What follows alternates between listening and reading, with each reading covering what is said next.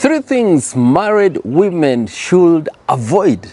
Now, number one, borrowing money from other men. Anytime you borrow money from another man who is not your husband, what you're actually doing, you are disrespecting your own husband. You're actually telling other men, my man cannot provide. He's not man enough. That's why I need your help. And I want you to listen to me carefully. There is nothing like free money.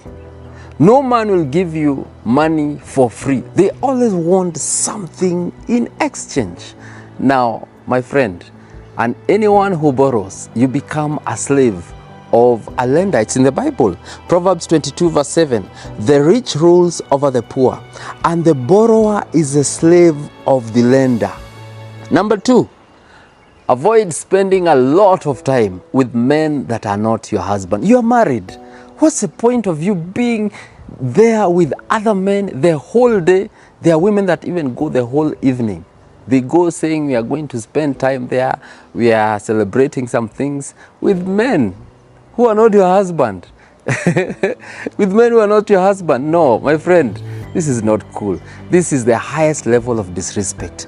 A good wife is a crown to the husband. Bible says in Proverbs 12 verse 4, an excellent wife is a crown of her husband, but she who brings shame is like rottenness in his bones. And you know he can't control you. He can't force you. It's up to you to control yourself. Know that I have to respect my husband. The more, even in workplaces, if you notice you're spending too much time with a man of the opposite gender who is a colleague, and there seems to be some chemistry that is building up, my friend, go talk to your supervisor. Tell them, I have a problem interacting with this person. If you can, please shift me to another department. That is what is called being a crown to your husband. But the current women we have, they are always there, giving themselves easily, talking about their challenges with another man.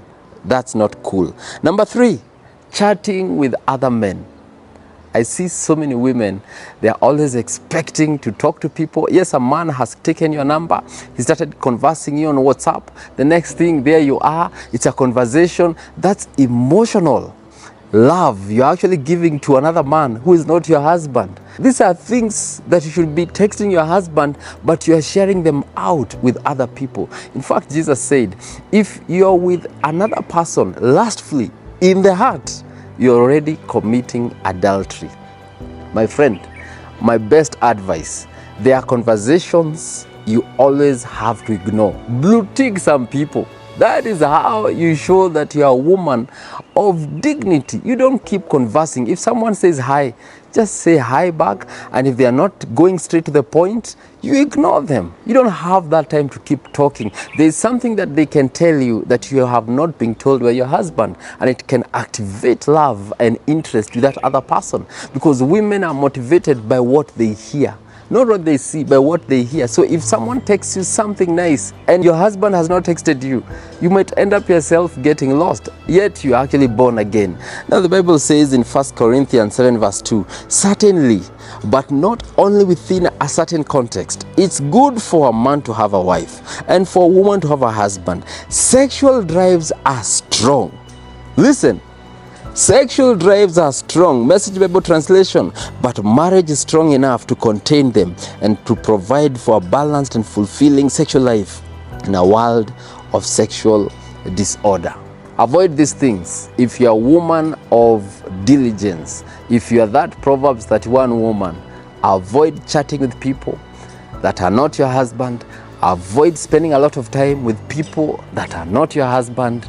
What's the point of going to parties and going home at 3 a.m. in the morning and you're someone's wife? Yes, you left the house help there. She's taking care of the kids, and you're coming at home at 3 a.m. married wife. My friend, think about yourself. Bible says that this is shame like rottenness in his bones.